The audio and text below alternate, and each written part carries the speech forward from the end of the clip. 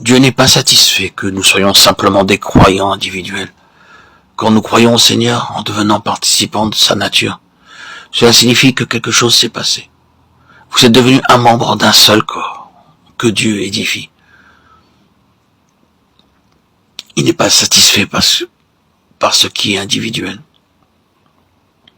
Dans le domaine pratique, Dieu doit nous donner dans un premier temps la révélation, afin de pouvoir saisir ce qu'il désire. Mais qu'est-ce que je désire moi-même? Est-ce que je recherche des expériences spirituelles, ou soi-disant pour moi-même?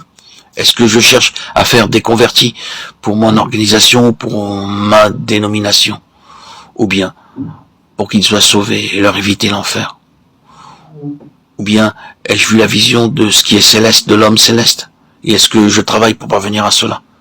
C'est quelque chose de tout à fait différent. Tout change, même la question de la délivrance du péché, de la sanctification et de la victoire. La finalité de ces choses n'est plus la même, elles deviennent partie d'un tout.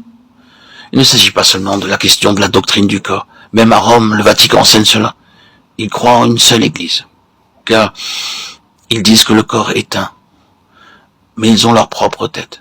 C'est là que se trouve le problème. Ils ne l'ont pas vu. Vous ne pouvez pas en faire simplement un principe, vous devez le voir. Mais quand cela est vu, alors la différence est considérable. Souvent nous pensons que chrétien veut dire individu. Nous pensons que le salut est une chose individuelle. Et pour tous les chrétiens, nous pensons ainsi. Il en est de même pour la sanctification, la délivrance et la victoire. Nous situons ces choses dans un contexte toujours personnel. En tant que serviteurs de Dieu, nous sommes heureux si le troupeau suit le Seigneur, lit la Bible, vient aux réunions de prière, ayant une vie digne et droite en expérimentant la délivrance du péché dans une certaine mesure.